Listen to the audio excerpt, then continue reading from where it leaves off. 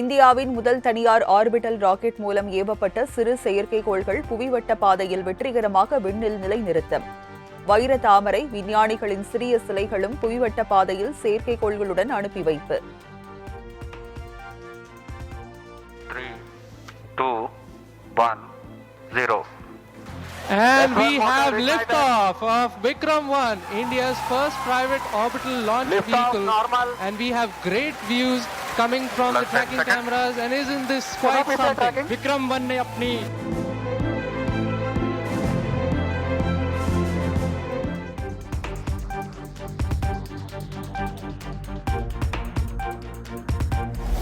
தொழில்நுட்ப கோளாறு காரணமாக 35 நிமிடங்கள் தாமதமாக விண்ணில் ஏவப்பட்ட விக்ரம் 1 ராக்கெட். கடைசி நேரத்தில் திசை காட்டுதலில் ஏற்பட்ட கோளாறு சரி செய்யப்பட்டு 12:05 மணிக்கு விண்ணில் ஏவிய விஞ்ஞானிகள்.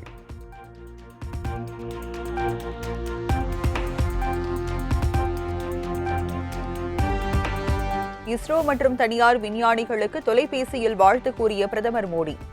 இளம் குழுவினர் இணைந்து ராக்கெட்டை விண்ணில் செலுத்தியது இந்தியாவுக்கு பெருமை என பாராட்டு. First, your voice after the success. Bharat और पूरी टीम, सबसे पहले तो आपको बहुत बहुत बधाई. आपने 2 काम किए हैं. एक तो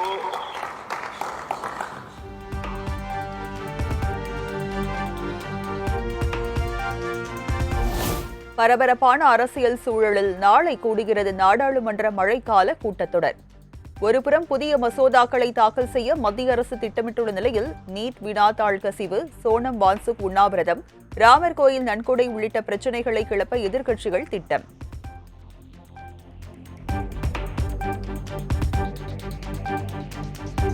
மேகதாது அணை குறித்து நாடாளுமன்றத்தில் ஒத்திவைப்பு தீர்மானம் கொண்டுவர திமுக நோட்டீஸ். மேகதாது அணை தொடர்பாக தீர்ப்பாயம் அமைக்க கோரி திமுக எம்பிக்கள் TR பாலு, திருச்சி சிவா ஆகியோர் நோட்டீஸ்.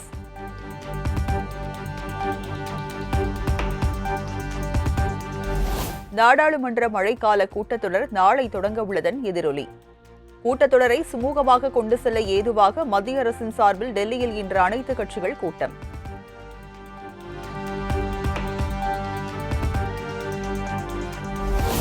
சென்னை சைதாப்பேட்டை MC ராஜா சமூக நீதி விடுதியில் இரவு உணவாக இட்லி, சப்பாத்தி வழங்கவும் கைப்பந்து மைதானத்தை மீண்டும் திறக்கவும் அதிகாரிகள் உத்தரவு. முதலமைச்சர் விஜயின் ஆய்வை தொடர்ந்து சமூக நீதித்துறை அதிகாரிகள் அதிரடி நடவடிக்கை.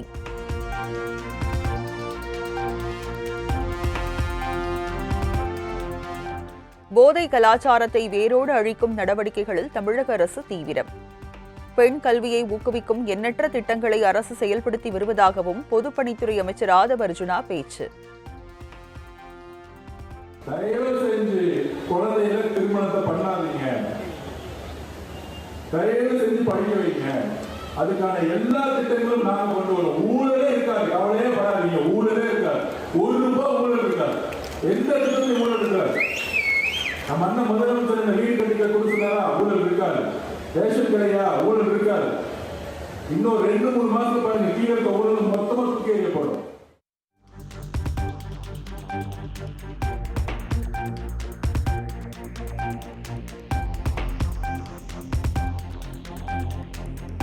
சென்னை மாநகராட்சி அலுவலகங்களில் கடந்த 3ஆம் தேதி லஞ்ச ஒழிப்புத்துறை சோதனை நடத்தியதன் எதிரொலி. அதிகாரிகள் 7 பேர் சஸ்பெண்ட், 3 பேர் மீது வழக்கு பதிவு செய்யப்பட்டுள்ள நிலையில் உரிய விளக்கம் அளிக்கவும் மாநகராட்சி ஆணையர் உத்தரவு.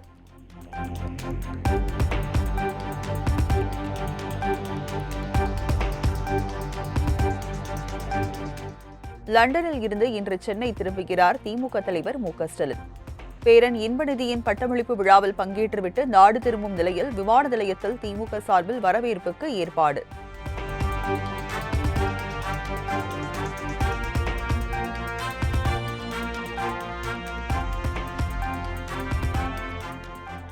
கரூர் மாவட்ட அதிமுக நிர்வாகிகளுடன் எடப்பாடி பழனிசாமி ஆலோசனை. முன்னாள் அமைச்சர் MR விஜயபாஸ்கர் தனது MLA பதவியை ராஜினாமா செய்துவிட்டு தவேகாவில் இணைந்துள்ள நிலையில் நிர்வாகிகளிடம் கருத்து கேட்பு.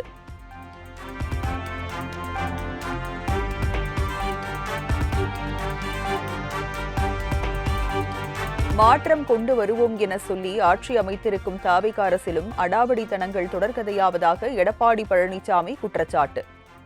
கொடுங்கோல் ஆட்சியாளர்களிடமிருந்து விடுபட்டு துஷ்ட சக்தி ஆட்சியாளர்களின் கையில் மக்கள் சிக்கிக் கொண்டதாக விமர்சனம்.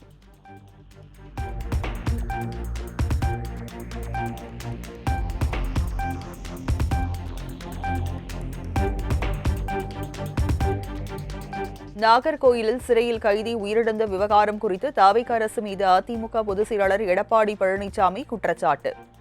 விலை மதிப்பற்ற உயிர்களுக்கு உயிரே உன் விலை என்ன என்பது போல உயிரிழந்தவர்களின் குடும்பத்தினருடன் பேரம் பேசுவதாக கருத்து.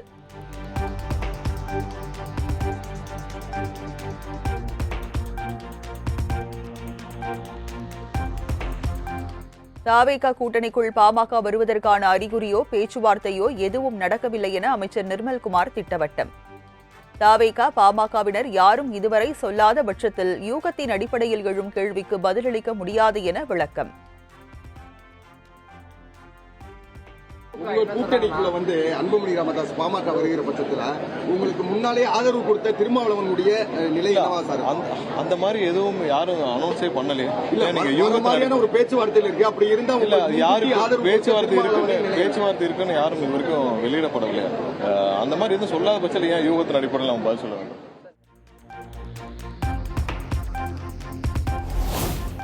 மின்வாரிய ஒப்பந்த தொழிலாளர்கள் போராட்டத்தை கைவிட்டு பணிக்கு திரும்புமாறு அமைச்சர் CTR நிர்மல்குமார் வேண்டுகோள். ஒப்பந்த தொழிலாளர்களின் கோரிக்கைகளை நிறைவேற்ற சிறிது காலம் அவகாசம் தேவை என்றும் பேட்டி. கடந்த சில நாட்களாக மேட்டூர் அனல் மின் நிலையத்தில் மற்ற அனல் மின் நிலையத்தில் ஒப்பந்த தொழிலாளர்கள் போராட்டம் செஞ்சுட்டு வந்தாங்க, பணி நிரந்தரம் கோரி. ஸோ அரசாங்கம் கண்டிப்பாக சில மாதங்கள் எங்களுக்கு தேவைப்படுகிறது. ஏன்னா இதில் என்ன செய்யணுன்ற முடிவுகள், ஏன்னா எப்படி எடுத்துகிட்டு போகணுன்ற முடிவுகள் தேவைப்படுகிறது. கண்டிப்பாக அவங்களுடைய போராட்டத்தை கைவிட்டு வேலையை தொடர வேண்டும். மக்களுக்கு எந்த இடையூறும் இல்லாமல் அனல் மின் நிலையங்கள் செயல்பட வேண்டும் என்று கேட்டுக்கொண்டுள்ளோம்.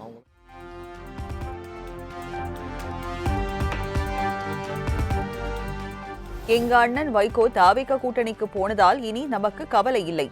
விஜயை முடிக்காமல் திரும்ப மாட்டார் என RB உதயகுமார் பகடி. அண்ணாவுக்கு கேடயமாக இருப்பேன், கலைஞருக்கு கவசமாக இருப்பேன், ஜெயலலிதாவுக்கு போர்வாளாக இருப்பேன் என கூறிய வைகோ இப்போது என்ன சொல்வாரோ என்றும் விமர்சனம்.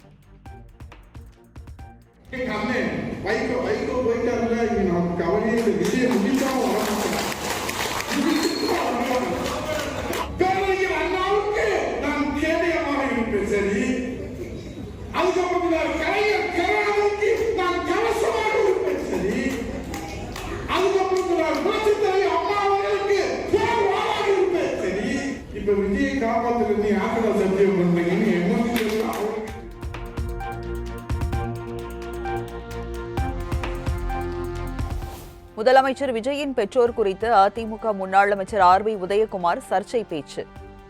SA சந்திரசேகர் ஷோபாவின் திருமண புகைப்படம் குறித்த பேச்சால் தாவேகாவினர் கொந்தளிப்பு. முதலமைச்சர் ஜோசப் விஜயனுடைய தகப்பனார் யார்? வளர்ப்பு தந்தை சந்திரசேகர் சொல்லிடுறேன், தாய் சோபனா அம்மா சொல்லிடுறேன். ஆனா 4 வயசுல அந்த கல்யாண போட்டால நிக்கிறீங்கள, அப்ப ஒரு பெத்த தந்தையாருடைய பெயரை நீங்கள் சொல்வதற்கு ஏன் தயங்குகிறீர்கள்? இந்த தமிழ்நாட்டுக்கு ஏன் தலைமுறையை ஏற்படுத்த உங்க அப்பா பேரை சொல்றதுக்கே உனக்கு யோகியம் இல்லை. நீ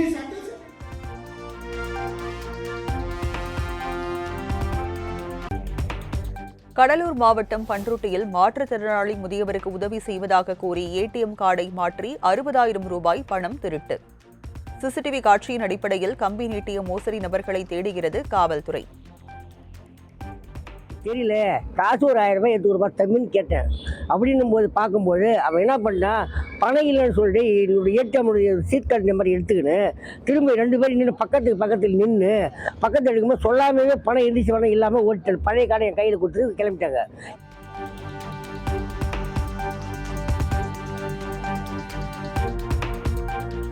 தென் தமிழகத்தின் மேல் நிலவும் வளிமண்டல சுழற்சி காரணமாக மேற்கு தொடர்ச்சி மலை மாவட்டங்களில் இன்று இடியுடன் கூடிய மழைக்கு வாய்ப்பு. நாளை தமிழகம், புதுச்சேரி, காரைக்காலில் மிதமான மழை பெய்யும் என்றும் வானிலை ஆய்வு மையம் தகவல்.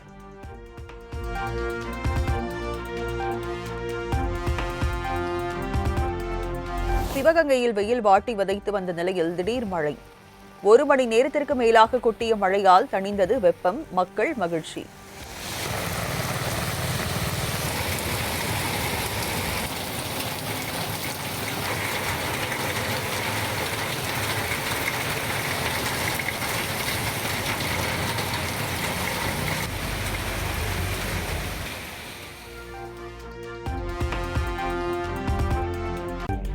கேரளம் மாநிலம் ஆரியங்காவு பாலருவியில் விடுமுறையையொட்டி குவிந்த சுற்றுலா பயணிகள். குடும்பத்தினருடன் நீண்ட வரிசையில் காத்திருந்த அருவியில் உற்சாக குளியலிட்ட நூற்றுக்கணக்கான மக்கள்.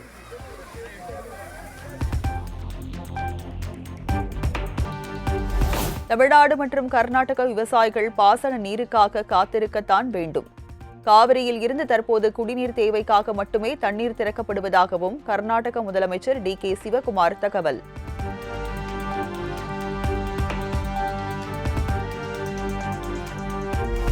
இந்தியாவில் பிளாஸ்டிக் ரூபாய் நோட்டுகளை 2027 வெளியிட ரிசர்வ் வங்கி திட்டம்.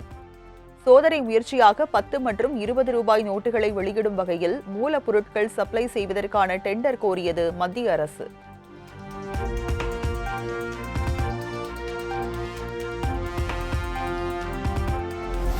CBSE 10ஆம் வகுப்பு பொதுத் தேர்வுக்கான 2ஆம் கட்ட முடிவுகள் வெளியீடு. சுமார் 6,63,000 பேர் தேர்வெழுதிய நிலையில் 96.78% பேர் தேர்ச்சி பெற்றதாக தகவல்.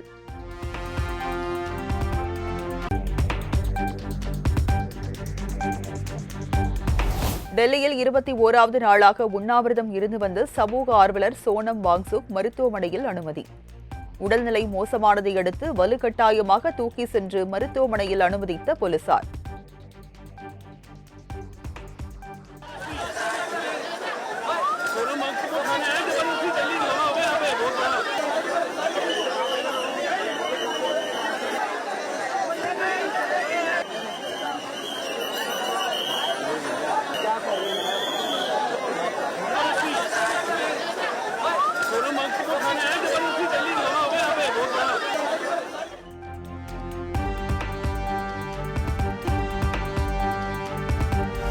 ஆர்மூஸ் நீரிணையை தங்கள் கட்டுப்பாட்டில் கொண்டுவர அமெரிக்கா ஈரான் இடையே போட்டி தீவிரமடைந்து வருவதன் எதிரொலி. அமெரிக்க படைகளுக்கு அடைக்கலம் கொடுக்கும் நாடுகள் மீது ஈரான் தாக்குதல் நடத்தி வருவதால் மேற்காசியாவில் பதற்றம் அதிகரிப்பு.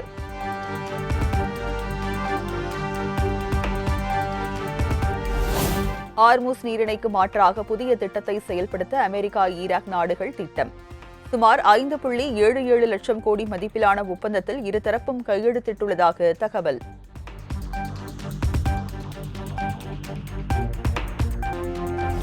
சீனாவில் மனித கடத்தல் மற்றும் போலி மேட்ரிமோனி மோசடிகளில் ஈடுபட்ட 1500க்கும் மேற்பட்டோர் கைது.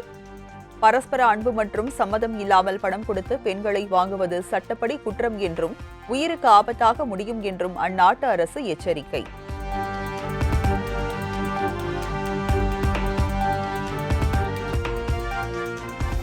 இலங்கையின் பதுளை மாவட்டத்தில் நெல்லுக்கு உரிய விலை நிர்ணயம் செய்யக்கோரி விவசாயிகள் போராட்டம். ஊர்வலமாக சென்றவர்களை போலீசார் தடுத்து நிறுத்தியதால் பரபரப்பு.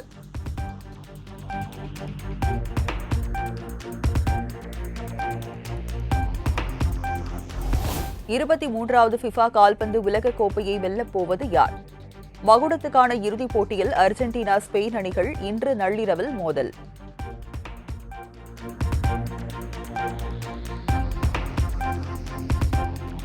கால்பந்து இறுதிப் போட்டியில் 96 ஆண்டுகளுக்கு பிறகு ஸ்பானிஷ் மொழி பேசும் ஸ்பெயின் அர்ஜென்டினா நாடுகள் மோதுவதன் எதிரொலி. ஒடிசா மாநிலம் பூரி கடற்கரையில் 8 அடி உயர ஃபிஃபா கோப்பையை உருவாக்கி இரு நாடுகளுக்கும் வாழ்த்து தெரிவித்த மணல் சிற்ப கலைஞர் சுதர்ஷன் பட்நாயக்.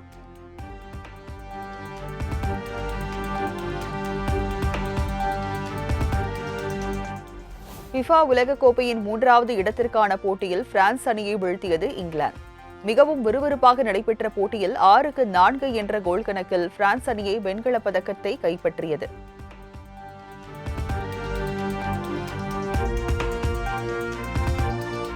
கால்பந்து வரலாற்றிலேயே முதன்முறையாக சாம்பியன் பட்டம் வெல்லும் அணிக்கு பிரத்யேக சாம்பியன்ஷிப் மோதிரம். 2026 உலக கோப்பையை குறிக்கும் வகையில் மொத்தம் 2026 மோதிரங்கள் தயாரிப்பு.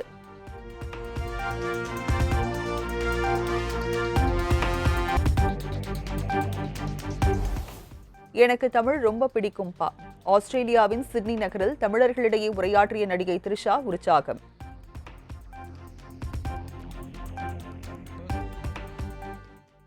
தமிழ்ல என்ன பேசணும், எனக்கு ஸ்ரீலங்கன் தமிழ் ரொம்ப பிடிக்கும். ஆனா அது ரொம்ப எனக்கு வராது. அப்கோர்ஸ் என்னோட சென்னை தமிழ் நல்லாவே வரும். நீங்க எல்லாரும் தமிழ் பேசுவீங்களா? இங்க ஏன்னா 1 or 2 சில பேர் I heard them speak in Telugu, so I'm thinking இருக்கு. இந்த மாதிரி தமிழ் அங்க கூட பேச மாட்டோம். We speak a bit of slang. இங்க ரொம்ப பியூர் தமிழா இருக்கு.